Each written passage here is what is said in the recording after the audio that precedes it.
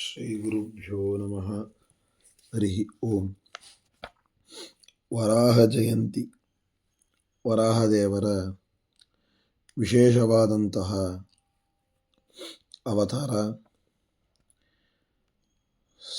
ಇವತ್ತಿನವರೆಗೆ ಜಗತ್ತಿನಲ್ಲಿ ಭೂಮಿ ಸ್ಥಿರವಾಗಿ ನಿಂತು ನಾವು ಇವುಗಳಲ್ಲಿ ಕರ್ಮಗಳನ್ನು ಮಾಡ್ತಾ ನಾವು ಆರಾಮಾಗಿ ಇದ್ದೇವೆ ಅಂತಂದರೆ ವರಾಹ ರೂಪಿಯಾದ ಆ ಭಗವಂತನ ಒಂದು ವಿಶೇಷವಾದ ಅನುಗ್ರಹ. ಭಗವಂತ ಒಂದೊಂದು ಅವತಾರಗಳನ್ನು ಮಾಡಿ ನಮ್ಮ ಕಷ್ಟಗಳನ್ನು ನಮಗೆ ಸಾಧನೆ ಮಾಡಿಕೊಳ್ಳಿಕ್ಕೆ ಉಪಾಯಗಳನ್ನು ಆ ಭಗವಂತ ಸೂಚನೆ ಮಾಡ್ತಾನೆ, ಮಾಡಿ ತೋರಿಸ್ತಾನೆ. ಅದಕ್ಕಾಗಿಯೇ ತಾನು ವಿಚಿತ್ರವಾದ ರೀತಿಯಲ್ಲಿ ಅವತಾರಗಳನ್ನು ಮಾಡಿದ್ದಾನೆ.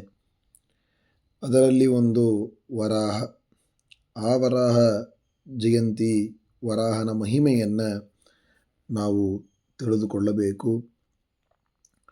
ತಾನು ಅವತಾರವನ್ನು ಮಾಡಿದಾಗ ತನ್ನ ದೇಹಗಳಿಂದಲೇ ಸಕಲ ಯಜ್ಞಗಳು, ಹೋಮ ಯಜ್ಞ ಇವುಗಳನ್ನೆಲ್ಲ ಮಾಡ್ತೇವಲ್ಲ, ಆ ಯಜ್ಞಗಳಿಗೆ ಬೇಕಾದಂತಹ ಎಲ್ಲ ಪದಾರ್ಥಗಳನ್ನು ತನ್ನ ದೇಹದಿಂದಲೇ ಸೃಷ್ಟಿ ಮಾಡಿದ್ದಾನೆ ಮಹಾನುಭಾವ.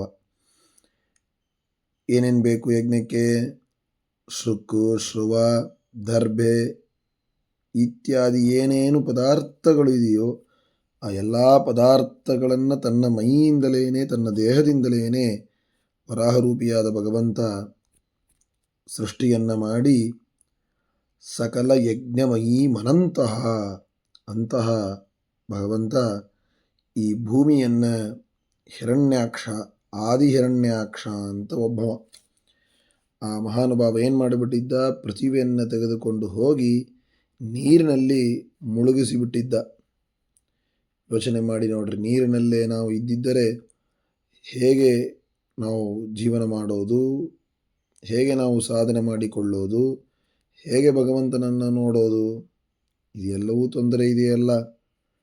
ಅಂತಹ ಹಿರಣ್ಯಾಕ್ಷನನ್ನು ಹೇಗೆ ಇಂದ್ರ ವಜ್ರಾಯುಧದಿಂದ ಪರ್ವತಗಳನ್ನು ಪುಡಿ ಪುಡಿಯಾಗಿ ಮಾಡಿದ, ಹಾಗೆ ಆದಿ ಹಿರಣ್ಯಾಕ್ಷನನ್ನು ಕಿವಿಯ ಕೆಳಗಡೆ ಮುಷ್ಟಿಯಿಂದ ಒಡೆದು ಪುಡಿ ಪುಡಿಯಾಗಿ ಮಾಡಿ ಈ ಭೂಮಿಯನ್ನು ರಕ್ಷಣೆ ಮಾಡಿ ಮೇಲಕ್ಕೆ ತಂದು ಬ್ರಹ್ಮಾದಿ ದೇವತೆಗಳಿಗೆ ಅನುಗ್ರಹವನ್ನು ಮಾಡಿ, ಅಂತಹ ಭಗವಂತ ಕಷ್ಟಗಳನ್ನು ಸಾಧನೆಗಳನ್ನು ಮಾಡಲಿಕ್ಕಾಗಿ, ಕಷ್ಟಗಳನ್ನು ತೆಗಿಲಿಕ್ಕಾಗಿ, ಸಾಧನೆಗಳನ್ನು ಮಾಡಲಿಕ್ಕಾಗಿ ತಾನು ಅವತಾರವನ್ನು ಮಾಡಿ ನಮಗೆ ರಕ್ಷಣೆಯನ್ನು ಮಾಡಿ ತೋರಿಸಿದಂತಹ ಅವತಾರ ಎಷ್ಟೋ ಇದೆ.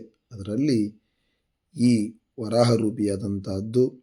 ಅದರಿಂದ ಕುಲೋ ಹರಿಸ್ಸಕಲ ವಾಂಛಿತ ಸಿದ್ಧಯೇಜಃ ಅಂತಹ ವರಾಹರೂಪಿಯಾದ ಭಗವಂತ ಎಲ್ಲ ತರಹದ ಕಷ್ಟಗಳನ್ನು ಪರಿಹಾರ ಮಾಡಿ ಇಷ್ಟಗಳನ್ನು ಕೊಟ್ಟು ನಮ್ಮನ್ನು ಆ ಜಯಂತಿ ದಿನದಲ್ಲಿ ವಿಶೇಷವಾಗಿ ಅವನ ಸ್ಮರಣೆಯನ್ನು ಮಾಡಬೇಕು ಅಂತನ್ನೋದನ್ನು ತಿಳಿದುಕೊಳ್ಳಬೇಕು. ಅಂತಹ ವರಾಹರೂಪಿಯ ಭಗವಂತನ ಅನುಗ್ರಹ ನಮ್ಮ ಮೇಲೆ ಆಗಲಿ ಅಂತ ಪ್ರಾರ್ಥನೆ ಮಾಡಿಕೊಳ್ತಾ ಇದ್ದೇವೆ. ಶ್ರೀಕೃಷ್ಣಾರ್ಪಣಮಸ್ತು.